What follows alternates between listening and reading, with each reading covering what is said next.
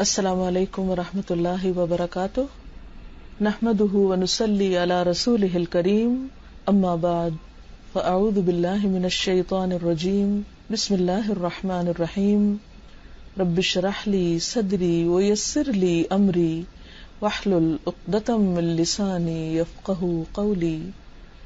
آج میں آپ سب کے ساتھ رسول اللہ صلی اللہ علیہ وسلم کی حدیث شیئر کروں گی۔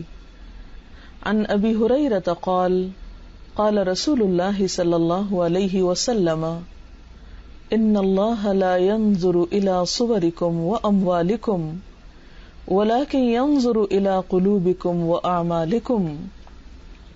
سیدنا ابی ہریرہ رضی اللہ تعالی عنہ سے روایت ہے کہ رسول اللہ صلی اللہ علیہ وسلم نے فرمایا، بے شک اللہ تعالی تمہاری شکلیں اور تمہارے مال نہیں دیکھتا بلکہ وہ تمہارے دلوں اور اعمال کو دیکھتا ہے۔ اللہ تعالیٰ کا بندوں کو دیکھنا کوئی معمولی چیز نہیں ہے، اور پھر اللہ تعالیٰ کی پسندیدہ چیزوں میں سے انسان کی صورت اور مال نہیں، کیونکہ ان دونوں چیزوں کا بنانے والا تو وہ خود ہے۔ وہ انسان سے کیا دیکھنا چاہتا ہے؟ اس کا دل، اور کون سا دل؟ قلب سلیم۔ اور پھر صرف دل ہی نہیں بلکہ انسان کے اچھے اعمال بھی۔ عام طور پر ہم اپنی شکل و صورت اور اپنے مالوں کو زیادہ سے زیادہ اچھا بنانے اور زیادہ سے زیادہ بڑھانے کی فکر میں رہتے ہیں۔ ہماری زندگی کا ایک بڑا حصہ، ایک بڑا وقت اپنی شکل و صورت کی فکر میں گزرتا ہے۔ مثلاً خاص طور پر خواتین چھوٹے چھوٹے داغ دھبے دور کرنے کے لیے بعض اوقات گھنٹوں اپنے آپ کو مشقت میں ڈالتی ہیں۔ بعض اوقات ہم اپنے میک اپ کے لیے اپنا ڈھیروں مال خرچ کر لیتے ہیں۔ بعض اوقات ایک چھوٹا سا بال ہمیں اپنے چہرے پر بہت بدنما نظر آتا ہے، لیکن ان ساری کوششوں کے باوجود ہم اللہ تعالی کی نظر میں پسندیدہ نہیں ہو سکتے جب تک کہ ہمارا دل بھی خوبصورت نہ ہو اور ہمارے اعمال بھی خوبصورت نہ ہو۔ اسی طرح مال کمانے کی کوششوں میں بسا اوقات ہم اپنے سارے فرائض بھول جاتے ہیں اور ہم زیادہ سے زیادہ حاصل کرنے کی فکر کرتے رہتے ہیں، حتیٰ کہ دنیا سے رخصت ہونے کا وقت آ جاتا ہے، جیسا کہ قرآن پاک میں ایک جگہ آتا ہے، الہاکم التکاثر حتی زرتم المقابر، کہ غفلت میں ڈالے رکھا تم کو ایک دوسرے سے زیادہ حاصل کرنے یا کثرت کی طلب نے، یہاں تک کہ تم نے قبروں کی زیارت کر لی، یعنی دنیا سے رخصت ہو گئے۔ ایک انسان اگر دنیا کا سب سے امیر ترین انسان بن کے بھی مرے تو اللہ تعالیٰ کو اس کی کوئی پرواہ نہیں جب تک کہ اس کے دل اور عمل کی اصلاح نہ ہو۔ تو ہم سب کے لیے ضروری ہے کہ ہم پھر اپنے قلب کی اصلاح کی فکر کریں۔ یہاں پر لفظ قلوب استعمال ہوا ہے۔ اللہ تعالیٰ تمہارے دل کو دیکھتا ہے، اور دل ہی وہ چیز ہے جو انسان کو خود دیکھنے کی فرصت نہیں ہوتی۔ اللہ تعالیٰ کے علاوہ اگر کوئی کسی کے دل میں دیکھ سکتا تو وہ انسان کا اپنا ہی دل ہوتا ہے۔ لہذا اپنے دل کی اصلاح کی فکر جب تک ہم خود نہیں کرتے اور جب تک ہم اپنا علاج خود نہیں کرتے اور اس کے لیے خود محنت نہیں کرتے، اس وقت تک بات نہیں بنے گی۔ تو ہم سب کو اس پہلو کی طرف خاص طور پر توجہ دینے کی ضرورت ہے، کیونکہ دل ہی مرکز ہے ہمارے ارادوں کا، ہماری سوچوں کا، ہماری نیتوں کا، اور اگر ہماری کسی بھی کام میں نیت درست نہیں تو عمل خواہ بظاہر دیکھنے میں کتنا بھی خوشنما، کتنا بھی لوگوں کا من پسند، کتنا بھی بظاہر اچھا نظر آئے، لیکن وہ اچھا نہیں جب تک کہ وہ اللہ تعالیٰ کی نگاہ میں اچھا نہیں، اور اللہ تعالیٰ کی نگاہ میں وہی عمل قابل قبول ہے جس کے پیچھے اچھی نیت ہے، اچھا ارادہ ہے، اور نیت اور ارادوں کا تعلق پھر دل سے ہے۔ دل کی اصلاح میں سب سے پہلے تو ہمیں فکر یہ کرنی چاہیے کہ اس میں ہمارا دل ہر طرح کے شرک سے پاک ہو، کفر سے پاک ہو، منافقت سے پاک ہو۔ یہ تین بنیادی چیزیں ایسی ہیں جو دل کی بڑی بیماریاں آپ کہہ سکتے ہیں، اگر انسان دل میں اللہ کے علاوہ کسی اور کی محبت رکھتا ہے اور وہ محبت اللہ کی محبت پہ غالب آ جاتی ہے، اسی طرح اگر دل میں اللہ تعالیٰ سے بڑھ کر کسی اور کا خوف ہے، یا پھر انسان اپنے نیک اعمال کسی اور کو دکھانے کے لیے کرتا ہے، تو یہ تمام چیزیں شرک میں شمار ہوتی ہیں۔ عام طور پر ہم شرک کا معنی یہ سمجھتے ہیں کہ غیر اللہ کے لیے سجدہ کرنا، یا غیر اللہ کے لیے نظر و نیاز کرنا، یا اللہ تعالیٰ کے علاوہ کسی اور سے دعا مانگنا، لیکن شرک صرف یہیں پر ختم نہیں ہوتا۔ جب انسان کوئی بھی نیک کام اللہ تعالیٰ کے علاوہ کسی اور کی خوشنودی کے لیے بھی کرتا ہے تو پھر وہ بھی شرک کا ہی شکار ہوتا ہے۔ قرآن پاک میں اللہ تعالیٰ فرماتے ہیں، من کان یرجو لقاء ربہ فلیعمل عملا صالحا ولا یشرک بعبادۃ ربہ احدا، کہ جو شخص اللہ تعالیٰ سے ملاقات کا امیدوار ہو اسے چاہیے کہ اچھے کام کرے اور اپنے رب کی عبادت میں کسی ایک کو بھی شریک نہ کرے۔ یعنی عبادت سے مراد یہاں نماز، روزہ، حج، زکوٰۃ کے علاوہ باقی نیک اعمال بھی ہیں، کہ جب انسان کوئی بھی اچھا کام کرے، خواہ وہ چھوٹا ہو یا بڑا، تو اس میں اس کے دل میں، اس کی نیت میں ہونا یہ چاہیے کہ میں اس کا صلہ اپنے رب سے چاہتا ہوں، مجھے اس کا اجر اپنے رب سے چاہیے، اور میں اپنے رب ہی کی رضا کے لیے یہ سب کچھ کر رہا ہوں۔ کیونکہ حقیقت یہ ہے کہ اللہ تعالی ہی کا احسان ہم پر سب سے بڑھ کر ہے، کوئی بھی چیز نہ اس کے برابر ہے نہ اس جیسی ہے، لہذا کسی اور کا وہ حق ہم پر ہے ہی نہیں جو اللہ تعالیٰ کا ہے۔ لہذا شکر گزاری ہو یا پھر کسی بھی قسم کی نیکی کی کوئی نیت اور ارادہ اور کوشش ہو، وہ سب کی سب اللہ تعالیٰ ہی کے لیے خالص ہونی چاہیے۔ لیکن ایسا کرنا انسان کے لیے آسان نہیں ہے، یہ بے حد مشکل کام ہے، اور اس کے لیے باقاعدہ انسان کو اپنی زندگی میں کچھ کاموں کی پلاننگ کرنا ہوگی، جب جا کر یہ مقصد حاصل ہو سکتا ہے۔ پھر اسی طرح شرک کے علاوہ جو چیزیں انسان کو نقصان دیتی ہیں وہ منافقت ہے، دل میں کچھ، زبان پر کچھ۔ اس معاملے میں انسان کو خود ہی اپنا محاسبہ کرنے کی ضرورت ہے کہ جو کچھ میں بول رہا ہوں کیا واقعی میرے دل میں بھی وہی ہے، یا دل میں کوئی اور ارادہ اور نیت ہے اور زبان سے کچھ اور ظاہر کیا جا رہا ہے۔ اسی طرح قول و فعل کے تضاد کے علاوہ انسان کے وعدے میں، انسان کی امانتوں میں، انسان کی گفتگو میں دو رخا پن، یہ تمام چیزیں پھر منافقت کی نشانیوں میں شمار ہو جاتی ہیں۔ یعنی امانت میں خیانت، وعدہ خلافی، جھوٹ، اور اسی طرح گفتگو میں، جھگڑے میں، گالی گلوچ وغیرہ، یہ تمام چیزیں۔ اسی طرح نماز وغیرہ کے لیے سستی کرنا، صدقہ خیرات دکھاوے کا کرنا، بنیادی طور پر سب منافقت کی علامتیں ہیں، اور منافقت دل کا روگ ہے، جیسے کہ سورۃ البقرہ میں اللہ تعالیٰ فرماتے ہیں فی قلوبہم مرض فزادہم اللہ مرضا ولہم عذاب علیم بما کانوا یکذبون، کہ ان کے دلوں میں بیماری ہے۔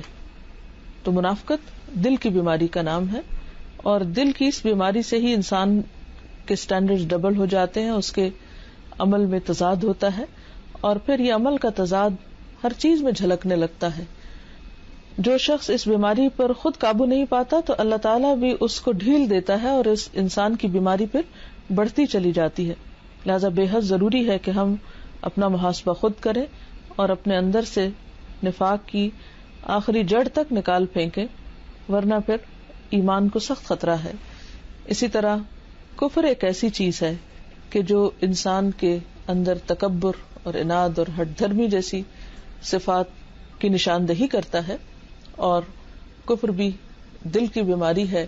انسان جب تکبر کا شکار ہوتا ہے، اپنے آپ کو بڑی چیز سمجھتا ہے، تو پھر اسے اللہ تعالیٰ کی باتیں، اللہ تعالیٰ کے احکامات ماننے میں دقت ہوتی ہے، اور ہر چیز میں کیوں اور کیسے اور حجت بازی بڑھتی چلی جاتی ہے۔ ایک سوال ہوتا ہے عمل کرنے کے لیے اور ایک سوال ہوتا ہے انکار کرنے کے لیے۔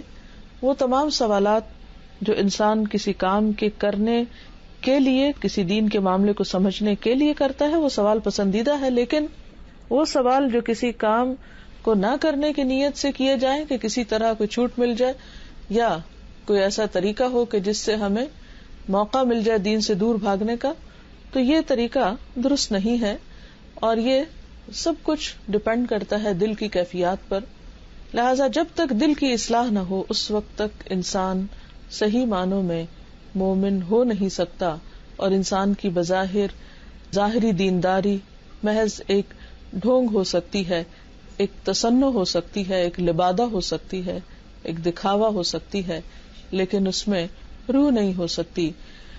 اس کی مثال ایسے ہی ہے کہ جیسے آرٹیفیشل پھول ہوتے ہیں یا آرٹیفیشل پھل ہوتے ہیں، دیکھنے میں بہت خوبصورت نظر آتے ہیں اور بعض اوقات اصل سے بھی بہت قریب نظر آتے ہیں، لیکن ان آرٹیفیشل پھولوں میں نہ خوشبو ہوتی ہے، نہ ان کو چھو کر یا ان کے قریب جا کر ان سے کوئی فائدہ اٹھایا جا سکتا ہے، صرف محض دیکھنے کی حد تک وہ خوبصورت نظر آتے ہیں.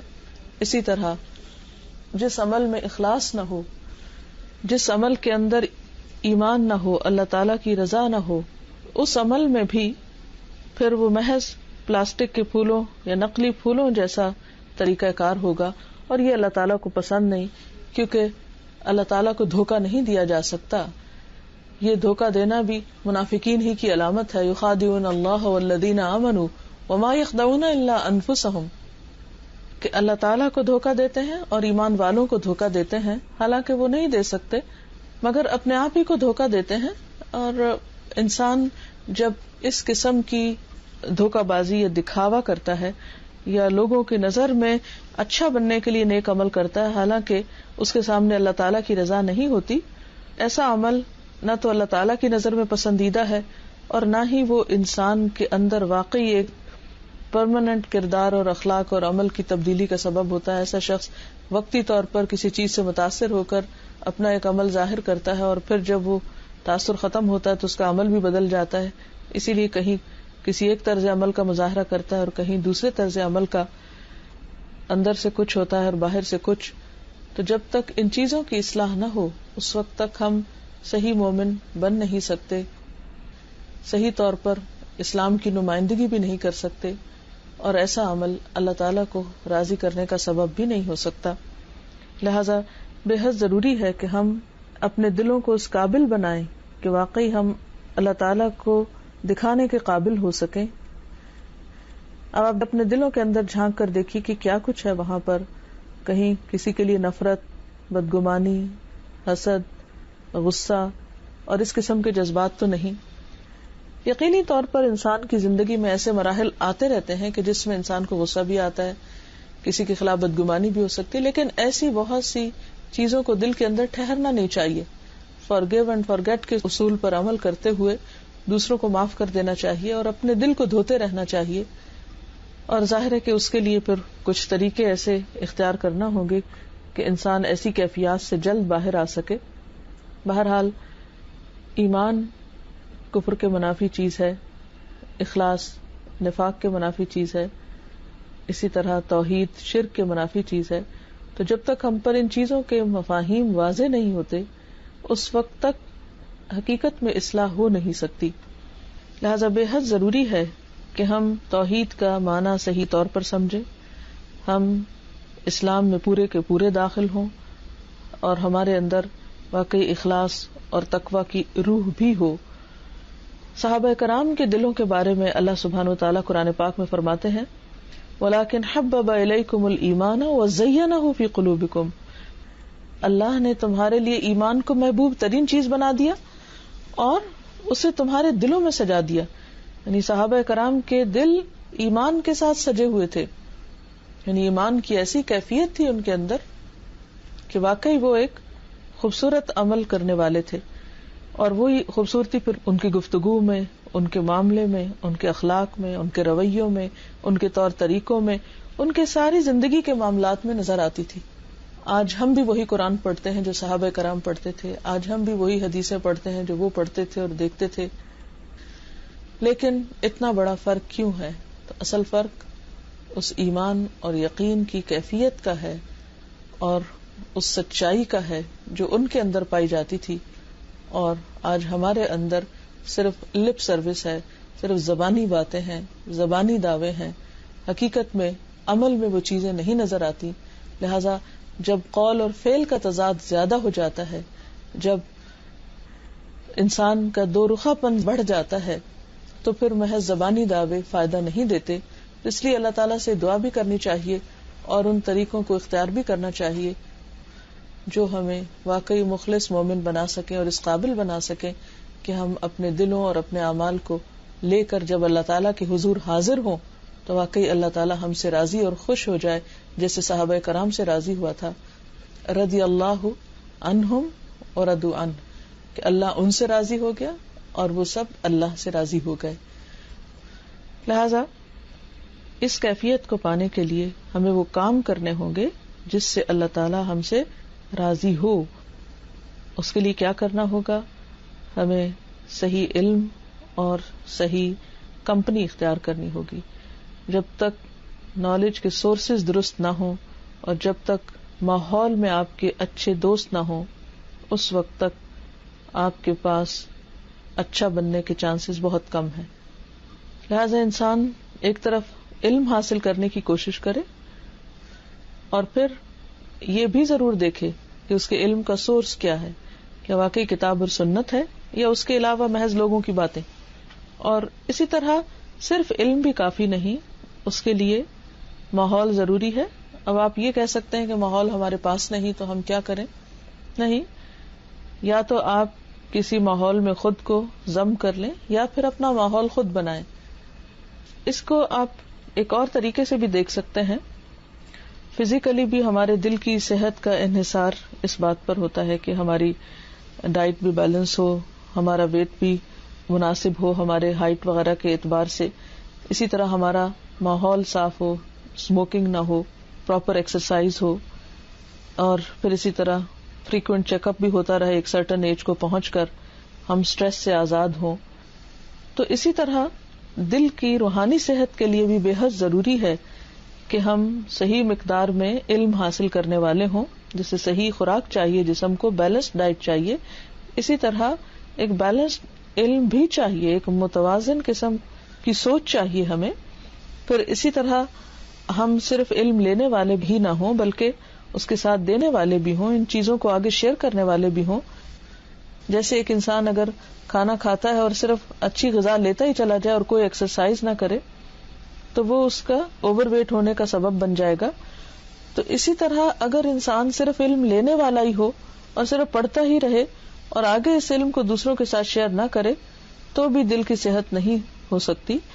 پھر اسی طرح جیسے ایک ڈاکٹر کے پاس فریکوینٹ وزٹ کرتا ہے انسان، اگر پتہ چل جائے کہ اس کے اندر کوئی بیماری ہے، تو اسی طرح جب ہمیں پتہ چل جائے کہ ہمارے دل کے اندر حسد، کبر، حرص، بغض اور اسی قسم کی اور بہت سے غم و غصے موجود ہیں اور ہمارا دل بیمار ہے، تو ہمیں اس کے لیے بھی ایسے انسان کے پاس جانے اور ایسے استاد اور ایسے رہنما کی ضرورت ہو سکتی ہے اور ایسے دوستوں کی کہ جو واقعی ہمارا محاسبہ کر سکیں اور پھر ان کے سجیسٹ کیے ہوئے علاج کو ہم اختیار بھی کریں. اور پھر اسی طرح جیسے دل کی جسمانی صحت کے لیے ضروری ہے کہ ہم سٹریس فری ہوں، اسی طرح ہمارے اندر اللہ پر ایمان، تقدیر پر ایمان اور اس کے ساتھ ساتھ توکل کا ہونا بے حد ضروری ہے. جب تک یہ کوالٹیز ہمارے اندر پیدا نہیں ہوتی اس وقت تک ہم صحیح معنوں میں دل کو صحت مند نہیں بنا سکتے اور دل کا علاج نہیں کر سکتے. تو اللہ تعالیٰ سے دعا ہے کہ وہ ہمیں ایسے مواقع عطا کرے، ایسا ماحول عطا کرے کہ جس سے ہم صحیح معنوں میں مسلمان بن جائے. ہمارا اسلام صرف ہماری زبان تک نہ ہو، صرف ہماری گفتگو تک نہ ہو، بلکہ وہ ہمارے اعمال اور رویوں اور معاملات میں بھی شامل ہو. اس کے ساتھ ہی میں اپنی گفتگو اس وقت ختم کروں گی. میں چاہوں گی کہ آپ کے ذہن میں جو سوال ہیں وہ میرے پاس آئیں اور میں آپ کے سوالات کی روشنی میں آپ کو جواب دوں، کیونکہ یک طرفہ گفتگو سے بات نہیں بنے گی. تو بات یہ ہے کہ میں آپ سے یہ چاہوں گی کہ آپ سوال موضوع کی مناسبت سے کیجئے، پھر اس کے بعد جنرل کوسچن ہو سکتے ہیں، لیکن سب سے پہلے ضروری ہے کہ آپ کے سوالات جو آج کی اسپیچ سے متعلق ہیں، اگر کوئی بات آپ کو سمجھ نہیں آ رہی تو اس سے متعلق آپ سوال کیجئے. آپ نے سوال کیا ہے کہ what are several ways that we can cure our heart، کہ وہ کون سے مختلف طریقے ہو سکتے ہیں جس میں ہم اپنے دلوں کی بیماریوں کی اصلاح کر سکتے ہیں. جیسے میں نے ابھی عرض کیا، اگر آپ نے میری گفتگو کا آخری حصہ سنا ہو تو اس میں نے آپ سے یہ ذکر کیا کہ جس طرح ہم جسمانی طور پر اپنے دل کی صحت کے لیے جو طریقے اختیار کرتے ہیں، اسی طرح ہمیں روحانی صحت کے لیے بھی مختلف طریقے اختیار کرنے ہوں گے.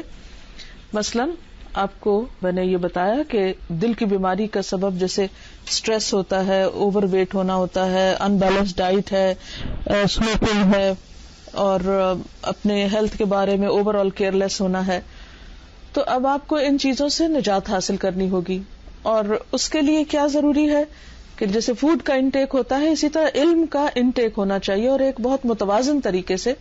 محض صرف کسی ایک ہی چیز کو پڑھتے نہ چلے جائیں، بلکہ قرآن اور سنت. اور قرآن میں آپ دیکھیں کہ صرف ایک ٹاپک پر ایک ہی صورت نہیں چلتی، بلکہ ایک ہی صورت کے اندر مختلف چیزیں آتی چلی جاتی ہیں، اور مختلف طریقے سے انسانوں کے سوالات کے جواب اس میں ملتے ہیں. تو قرآن پاک کے مطالعے کے ساتھ ساتھ مطالعہ حدیث بہت ضروری ہے.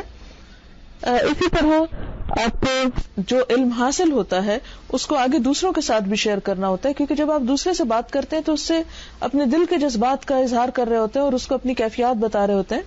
جیسے آپ کھانا کھاتے ہیں اور پھر آپ ایکسرسائز کرتے ہیں، نہیں صرف ڈائٹ ہی سے صحت نہیں ہوتی بلکہ ایکسرسائز ضروری ہوتی. اسی طرح آپ علم حاصل کرتے ہیں اور اس کے ساتھ ساتھ اس کو برن بھی کرتے ہیں، یعنی آگے بھی دیتے ہیں، ایک طرح سے روشنی پھیلاتے ہیں. پھر اسی طرح اسموکنگ دل کے لیے بڑی نقصان دہ ہے. اس کا مطلب یہ کہ ماحول کی پولوشن جو ہے وہ انسان کو بیمار کرتی ہے، تو اس کے لیے ضروری ہے کہ آپ پولوشن فری ماحول اختیار کریں. تو دل کی صحت کے لیے بھی ضروری ہے کہ جو ماحول ہے آس پاس کا یہ اچھا ہو. پھر اسی طرح جیسے آپ ڈاکٹر کے پاس جاتے ہیں، فریکوینٹ وزٹ کرتے ہیں، اسی طرح آپ اپنے کسی استاد کے پاس، کسی قریبی دوست کے پاس اپنے دل کی بیماریوں کا ذکر کر کے اس سے حل پوچھ سکتے ہیں. مثلاً اگر آپ کو غصہ بہت آتا ہے، یا آپ کے اندر حسد جیسی بیماری ہے، یا ہرس ہے، یا حب دنیا ہے، یا وٹ ایور، تو جو بھی بیماریاں ہیں اس کے حسب حال ہر شخص اپنے اپنے کیس کو الگ طور پر سمجھتا ہے، اور اس خاص بیماری کے لیے خاص قسم کا علاج اپنے استاد سے سجیسٹ کرا سکتا ہے. جی اب آپ سوال پوچھ لیجئے. کہ ایک عام انسان کے لیے بعض اوقات یہ ڈسکریمنیٹ کرنا مشکل ہوتا ہے کہ وہ کیا پڑھ رہا ہے اور کیا نہیں پڑھ رہا، لیکن اگر آپ بنیادی طور پر قرآن پاک کے ساتھ ایک تعلق رکھتے ہیں، اور مثلاً اگر آپ اس کا جیسے لفظی ترجمہ سیکھ رہے ہیں یا آپ اس کے ٹرانسلیشن کو بار بار پڑھتے ہیں، تو آپ کے اپنے اندر ایک میزان قائم ہو جاتا ہے. پھر اسی طرح جب دوسری چیزیں آپ پڑھتے ہیں تو آپ ایک فلٹریشن کے اصول پر عمل کرتے ہوئے بہت سی چیزوں کو فلٹر کر لیتے ہیں. اور فلٹریشن میں آپ دیکھیے کہ اللہ تعالیٰ نے ہمارے جسم میں بھی مختلف طرح کے فلٹریشن کے سسٹم رکھے ہوئے ہیں، ہمارے ناک، ہمارے کان، ہماری آنکھوں کے لیے، ان کی حفاظت کے لیے. تو اسی طرح ہمارے دل اور دماغ کی حفاظت کے لیے بھی فلٹریشن کا عمل جو ہے وہ ضروری ہے، اور اس کے لیے آپ کے اپنے اندر ایک فرقان ہونا چاہیے. دوسرا یہ کہ بیرونی ذرائع میں بھی ایسی کتابیں اور ایسی چیزیں موجود ہیں جو انسان کو اگر علم حاصل کرتا رہے تو ایک وقت آتا ہے کہ وہ خود بھی اس کو سمجھنے لگتا ہے. عموماً مشکل اس وقت ہوتی ہے جب ہم بالکل کچھ پڑھتے نہیں ہیں اور بس پھر جو ہاتھ لگے اسے دیکھنے لگتے ہیں. تو علماء نے اس میں بہت محنت کی ہے، صحیح اور ضعیف کو الگ الگ نکال کے رکھا ہے، اور ایسے اسکالرز اور ایسی سورسز موجود ہیں کہ جو آپ کو اس کے بارے میں بتا بھی سکتے ہیں. ڈھونڈنے سے سب چیزیں مل سکتی. اگر آپ نے شروع سے لیکچر سنا ہو تو میرا خیال ہے کہ سب سے پہلے میں نے جو سند پڑھی ہے عربی میں اور پھر اردو میں، دونوں میں نے رسول اللہ صلی اللہ علیہ وسلم کا نام لیا ہے. اور جہاں بھی آپ کی کوئی بات ہوتی ہے یا حدیث کوٹ ہوتی ہے وہاں آپ کا نام لیا جاتا ہے. اور اس وقت بھی میں نے اتفاق کی بات ہے کہ آج درس قرآن دینے کی بجائے درس حدیث دیا ہے، اور صرف آپ کا نام ہی نہیں لیا بلکہ آپ کے کلام کو بھی آپ کے سامنے رکھا ہے اور حدیث ہی کا درس دیا ہے. تو حدیث کا درس رسول اللہ صلی اللہ علیہ وسلم کا نام لیے بغیر اور آپ پر درود پڑے بغیر کیسے ہو سکتا ہے؟ آپ خود ہی سوچیے اس بات کو. آپ نے سوال کیا تھا کہ آپ اپنے ہسبینڈ کو کس طرح اس راستے پر لا سکتے ہیں. بات یہ کہ آپ خود کیسے اس راستے پر آئی ہیں. جس راستے سے آپ خود آئی ہیں اسی راستے کو آپ انہیں بھی دکھا دیجئے تو انشاءاللہ تعالیٰ ان کے لیے بھی آسان ہو جائے گا. جی میرا سوال یہ ہے کہ بعض دفعہ کوئی بڑا آپ کی فیملی کا ممبر یا آپ کے ماں باپ یا بہن بھائی میں سے مطلب کسی کی بات آپ کو بری لگ جاتی ہے، کوئی بات ہو جاتی ہے اور آپ لحاظ میں اسے شکایت بھی نہیں کر پاتے، نہ دل صاف کر پاتے ہیں، تو اس صورت میں آپ اپنا دل کیسے صاف کریں گے؟ آپ کی بات درست ہے کہ بعض اوقات انسان کسی ایسے شخص سے ہرٹ ہو جاتا ہے جس کو بتا بھی نہیں سکتا, اور پھر وہ دل ہی دل میں غصہ رکھتا ہے اور مشکل ہوتی ہے اس کو اپنی اصلاح کرنے میں. تو بات یہ ہے کہ اگر آپ دوسرے انسان کی صرف پھر برائی کو ہی یاد نہ رکھے, اس کی کسی اچھائی کو یاد کر لیں, تو انشاءاللہ وہ غصہ کم ہوگا. دوسرا یہ ہے کہ اپنے بارے میں سوچیں کہ ہم سے بھی تو غلطیاں ہو جاتی ہیں, معلوم نہیں ہم نے کتنے لوگوں کو ہرٹ کیا ہوگا, کتنے لوگوں کو تکلیف دی ہوگی. تو اس لیے ہم دوسروں کو اگر معاف کرنا سیکھ لیں تو ہمارا اپنا بھلا ہے اور اسی میں ہی ہماری خیر ہے, کیونکہ ہم جتنا بھی اپنے دل میں نفرت رکھیں گے تو خود ہی کو نقصان پہنچائیں گے. اس سے ہمارے اپنے دل کے بیمار پڑنے کے نہ صرف اسپرچولی بلکہ جسمانی طور پر بھی اسٹریس اور غم غصہ جو ہے انسان کے لیے ہلاکت خیز ہے اور انسان کو نقصان دینے والا ہے. کیا لیڈی کو جمعہ میں فرض سے پہلے اور بعد 4 سنت ادا کرنا چاہیے؟ دیکھیں جمعہ کے احکام لیڈیز اور مردوں کے لیے فرق نہیں ہے. اگر خواتین جمعہ پڑھنے کے لیے جاتی ہیں تو وہ وہی طریقہ اختیار کریں گی جو مردوں کے لیے ہوتا ہے. Next question. Does a physically weak heart has any link with spiritual here? ان کا سوال یہ ہے کہ کیا فزیکلی ویک ہارٹ جو ہے وہ اسپرچولی ویک ہونے سے کوئی تعلق رکھتا؟ نہیں, ضروری نہیں ہے. ایک شخص ہو سکتا ہے جسمانی طور پر اس کا دل بیمار ہو لیکن روحانی طور پر وہ اسٹرانگ ہو. لیکن عموماً یہ ہوتا ہے کہ جب ہم روحانی طور پر بیمار ہوتے ہیں تو جسمانی طور پر بھی ہمارا دل بیمار ہوتا ہے, لیکن بعض اوقات اس کی وجہ کچھ اور بھی ہو سکتی ہے, اس لیے کوئی ضروری قاعدہ نہیں ہے. کین وی ریڈ تہجد اینڈ فجر صلاح لاؤڈ؟ Please comment. اس میں آپ دیکھیے کہ اگر آپ اپنے اون پر ہیں تہجد کی نماز میں تو آپ اتنا اونچا پڑھیے کہ جس سے آپ خود ہی سنیں, گھر والوں کی نیند ڈسٹرب نہ ہو. اور فرض نماز کو بھی بہت لاؤڈلی نہیں پڑھیں, بس آپ کے اپنے کان سنیں, اور بالکل ایسا بھی نہیں پڑھیں کہ دل میں ہی آپ منہ بند کر کے پڑھتے رہیں. ہلکا ہلکا آپ کے اپنے کانوں کو سننا چاہیے, اور اگر نہیں بھی تو کم از کم محسوس ہونا چاہیے آپ کو کہ آپ واقعی کچھ پڑھ رہے ہیں. Can you expand on smoking being haram? Since some people say it's okay and it's not that haram. اصل بات یہ ہے کہ صرف حلال اور حرام ہی کی بات نہیں. قرآن پاک میں اللہ تعالیٰ فرماتے ہیں کہ پاکیزہ چیزیں کھاؤ, کلوا من طیبات ما رزقناکم. تو انسان کے لیے ضروری ہے کہ وہ طیب اور پاک چیز اختیار کرے جو بھی وہ اپنے اندر لے جا رہا ہے. تب ظاہر ہے کہ دھواں جو ہے وہ طیب تو نہیں ہے, یعنی طیب سے مراد یہ ہے کہ کوئی خوشگوار چیز تو نہیں ہے, کوئی عمدہ چیز تو نہیں ہے. آپ کو معلوم ہے کہ جب ہمارے ہارٹ سے گندا خون ہمارے لنگز میں جاتا ہے تو وہاں پر آکسیجن اس کو صاف کرتی ہے, اور ہم کاربن ڈائی آکسائڈ باہر نکالتے ہیں. اور ہم ظلم کیا ڈھاتے ہیں اپنے اوپر کہ ہم اسموکنگ کر کے دھوئیں کو اپنے لنگز میں لے جاتے ہیں. جہاں ہارٹ کلین ہو رہا ہوتا ہے وہ کلین ہونے کی بجائے اور میلا ہو جاتا ہے, اور جب ہمارے جسم میں میلا خون دوڑتا ہے تو آپ خود سوچیے کہ پھر ہماری صحت کا کیا عالم ہوگا.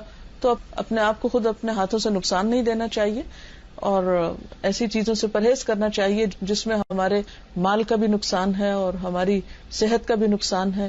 ہم بعض اوقات اسموکنگ کر کے اپنے بہت سے عزیزوں کے حقوق مار رہے ہوتے ہیں, اپنے بچوں کے حقوق بعض اوقات غصب کر رہے ہوتے ہیں, کیونکہ ایسی عادات بعض اوقات انسان کو صرف تھوڑے پر نہیں پھر آگے آگے اس پر لے جاتی ہیں. میں کوئی مفتی نہیں ہوں کہ میں آپ کو اس کے حلال حرام ہونے کا فتویٰ دوں, لیکن یہ بات پورے وثوق سے کہتی ہوں کہ اس میں کوئی خیر نہیں ہے. یعنی اس کا حساب کیا دیں گے آپ کے, محض آپ نے اپنے مال کو جلا کے اس کا دھواں اپنے اندر ڈال لیا, اس میں کوئی بھلائی کی چیز نظر نہیں آتی کسی بھی اعتبار سے. اگلا سوال ہے, لیڈیز پر جمعہ فرض نہیں ہے, ان کو ظہر پڑھنی چاہیے؟ جی ہاں, ظہر کی نماز فرض ہے, جمعہ تو فرض نہیں ہے لیکن ظہر کی نماز فرض ہے. ہاں, اگر آپ کسی مسجد میں ہیں اور جمعہ کی نماز ہو رہی ہے تو آپ وہاں ظہر پڑھنے کی بجائے اگر جمعے میں شریک ہو جائے تو بہت اچھا ہے. آج کل بھی آپ نے دیکھا ہوگا کہ مسجد نبوی میں اور حرم پاک میں خواتین جمعے کی نماز ذوق و شوق سے پڑھنے کے لیے جاتی ہیں. تو اگر کوئی خاتون پڑھنے کے لیے جانا چاہے تو اس کو روکنا نہیں چاہیے, اور خاص طور پر ایسے ممالک میں جہاں پر عموماً عبادت کے مواقع اور اذان سننے کے اور خطبہ اور تعلیم کے بہت کم ہیں. تو جمعے کا دن ایسا ہے کہ جس میں آپ اگر کہیں خاص درس نہیں بھی ہو رہا تو جمعے کی نماز میں شریک ہو کر آپ دونوں طرح سے عبادت اور تعلیم کا فائدہ اٹھا سکتے ہیں. اگلا سوال ہے, ہر جگہ ہر کوئی سود دیتا ہے یا لیتا ہے, جبکہ قرآن میں یہ حرام ہے, تو اسلامی ملک میں کیوں اس پر نہیں سوچا جاتا؟ بہت کچھ سوچا جاتا ہے اور الحمدللہ اس میں کافی پروگرس بھی ہو رہی ہے, لیکن ظاہر ہے کہ اس میں وقت لگے گا. لیکن یہ کہنا کہ سوچا کیوں نہیں جاتا یہ درست نہیں ہے, سوچا جا رہا ہے. دوسرا سوال ہے some people talk about imams and following an imam for fiqh. Is that true? اس میں ٹرو اور فالس کی تو بات نہیں ہے. اس میں یہ ہے کہ مختلف طریقے ہیں جو جس ماحول میں ہے اور اس کو اس کے آس پاس جس طرح کے علماء ہیں وہ عام شخص کو اسی طرح گائیڈ کریں گے. ایک عام انسان کے لیے تو وہی طریقہ ہوگا جس پر کوئی دینی عالم یا رہنما اس کو گائیڈ کرے گا, لیکن علماء کے لیے ضروری ہے کہ بہرحال وہ تحقیق سے کام لیں اور محض صرف ایک ہی چیز کو پابندی نہیں کریں. کیا عورت کسی غیر مرد کی آواز سن سکتی ہے؟ عورت کسی غیر مرد کی آواز سن سکتی ہے؟ میرا خیال ہے کہ اس میں حرج کی کیا بات ہے. آپ ٹیلی فون سنتے ہیں, آپ نیوز سنتے ہیں, ٹیلی ویژن سنتے ہیں, تو اس میں سب آوازیں تو سن رہے ہوتے ہیں. اگلا سوال, دل کی کیفیت بدلتی رہتی ہے, how to keep it in one state? It's not possible. امتحان اسی بات کا تو ہے کہ جب دل پلٹے تو واپس اس کو اصل پہ لایا جائے. اگر وہ ایک ہی طرح رہتا تو پھر تو ہمیں کچھ کرنے کی ضرورت ہی نہیں تھی. ہینڈ شیک کرنے پر پلیز روشنی ڈالیے. ہینڈ شیک سے مراد کیا ہے؟ اگر خواتین باہم ہینڈ شیک کرتی ہیں اور مرد باہم ہینڈ شیک کرتے ہیں تو یہ تو اجر و ثواب کا باعث ہے. ایک مومن کا ہاتھ دوسرے مومن کے ہاتھ میں جب تک ہوتا ہے اس کے لیے گناہوں کی بخشش کا ذریعہ بنتا ہے یہ سب کچھ. لیکن عورتیں مردوں سے ہینڈ شیک نہ کریں کیونکہ نامحرم کے جسم کو چھونا جو ہے وہ اسلام میں جائز نہیں ہے. فرض نماز کے بعد ہاتھ اٹھا کر دعا مانگنا سنت سے ثابت ہے؟ مجھے اس کا علم نہیں ہے. اور دعا مانگنے میں ہاتھ اٹھانے میں حرج کیا ہے؟ اگلا سوال ہے, السلام علیکم. I have a question about black magic. Lately different weird things have happened to me and my family and some people say that it's due to black magic. What can I do about it and how do I know it is black magic? And what if I know who is doing it on me and my family? What should I do? اب دیکھیے کہ magic تو پورا ایک chapter ہے اور اس وقت اس مختصر سے وقت میں ان سب سوالوں کا جواب نہیں دے سکتی. ایک لیکچر ہے میرا اس پر, جادو حقیقت اور علاج. اس کو آپ سن سکتے ہیں اگر آپ آس پاس سے کہیں سے کیسٹ حاصل کر سکیں, نہیں تو alhuda.pk.com ویب سائٹ ہے, وہاں سے آپ ڈاؤن لوڈ کر سکتے ہیں. وہاں پر لیکچر موجود ہے, آپ اس کو سن لیجئے اور اس میں آپ کو انشاءاللہ ان سوالوں کے جواب مل جائیں گے. اگلا سوال ہے, تعویذ کے بارے میں کیا حکم ہے؟ کیا black thread with taweez around the neck is allowed? نہیں, ایسی چیزیں سنت سے ثابت نہیں ہے. تعویذ کا لفظی معنی ہوتا ہے اللہ تعالیٰ کی پناہ لینا, اور نبی صلی اللہ علیہ وسلم کا طریقہ کیا تھا کہ آپ نے ہمیں دعائیں سکھائیں, اور ان دعاؤں میں خاص طور پر جب معوذتین نازل ہوئی تو آپ نے باقی دعائیں بھی چھوڑ دیں اور معوذتین کثرت سے پڑھتے تھے. صبح و شام 3 بار قل اعوذ برب الفلق, قل اعوذ برب الناس, ہر نماز کے بعد قل اعوذ برب الفلق اور قل اعوذ برب الناس. اور اسی طرح جب بھی آپ ایسی کوئی چیز محسوس کریں, ڈر خوف کی, تو آیت الکرسی اور اللہ کا ذکر کریں, تو انشاءاللہ العزیز وہ کسی بھی دھاگے کے لٹکانے سے بدرجہاں بہتر ہے. What is the best dua for our parents that are alive and our parents that have passed away? اللہ تعالیٰ نے خود قرآن پاک میں سکھائی ہے, رب ارحمہما کما ربیانی صغیرا. رب, اے میرے رب, ارحمہما, تو ان دونوں پر رحمت فرما, کما, جیسا کہ, ربیانی, ان دونوں نے میری پرورش کی, صغیرا, چھوٹے ہوتے وقت. یعنی والدین نے جس طرح میرے بچپن میں لک آفٹر کیا مجھے اور کیئر کی میری, اور جس طرح براٹ اپ کیا اور محنت کی اس میں, تو یا اللہ ان کی ان کوششوں کا انہیں بہترین صلاح دے اور اس کے بدلے ان پر اپنی رحمت فرما. تو رحمت کی دعا بہترین دعاؤں میں سے ہے, خواہ کوئی زندہ ہو یا فوت ہو چکا ہو. What are the best duas for memorizing Quranic ayat? رب اشرح لی صدری ویسر لی امری, یہ دعا. Can you describe the importance of tafsir? تفسیر کا لفظی معنی ہوتا ہے کھولنا, یعنی قرآن پاک کا مفہوم واضح کرنا. تو اس میں آپ دیکھیے کہ بعض اوقات جب ہم قرآن پاک کو صرف عربی میں پڑھتے ہیں تو بہت سی باتیں ہمیں سمجھ میں نہیں آتی, تو اس صورت میں ہمیں تفسیر کی ضرورت پڑتی ہے. اور اس میں بھی یہ ہے کہ قرآن پاک خود قرآن پاک کی تفسیر کرتا ہے, حدیث سے قرآن پاک کی تفسیر ہوتی ہے, اور اسی طرح اقوال صحابہ وغیرہ سے. جی. اگلا سوال ہے کہ جب کوئی فوت ہو جاتا ہے تو کیا ہم ان کی تصویر یا مووی دیکھ سکتے ہیں؟ ضرورت کیا ہے اس کی؟ جب وہ فوت ہو گیا تو بس چلا گیا, لیکن اگر کوئی چیز موجود ہے اور آپ کے سامنے آ گئی اور آپ آنکھیں نہیں بند کریں, دیکھ لیں. لیکن ایسی چیزوں سے وقت ہی ضائع ہوتا ہے. انسان سارا وقت ماضی کی سوچوں میں رہے, مرنے والوں کی تصویریں دیکھتا رہے اور ان کی مووی تو یہ ہم کس شغل میں مبتلا ہیں؟ ہماری زندگی کا وقت اتنا تھوڑا ہے اور ہمیں اپنے لیے عمل کرنے کے لیے بہت کچھ ابھی کرنا ہے. ہم افورڈ نہیں کر سکتے کہ ہم اس طرح کے کاموں میں اپنے وقت کو ضائع کریں. اچھا، یہ ہینڈ شیک پہ دوبارہ کہہ رہی ہیں کہ no my question is handshake. I have heard recently in a conference that handshake with Muslim man is not allowed, but handshaking with non Muslim, one lady, she said that there is a fatwa that you can shake it because they do not know about the religion and they take it as their insult. اس کی دلیل کیا ہے؟ میرے پاس تو اس کی کوئی دلیل نہیں کہ نبی صلی اللہ علیہ وسلم نے کبھی کسی نان مسلم عورت سے ہاتھ ملایا ہو یا صحابہ کرام کے طریقے سے پتہ چلتا ہو. اس لیے میرا خیال ہے کہ ہمیں دین کے معاملے میں کوئی بھی بات اگر کرنا ہو تو وہ محض عقل کی بنیاد پر نہیں، قرآن و سنت کی بنیاد پر ہی اس کو دیکھنا ہوگا.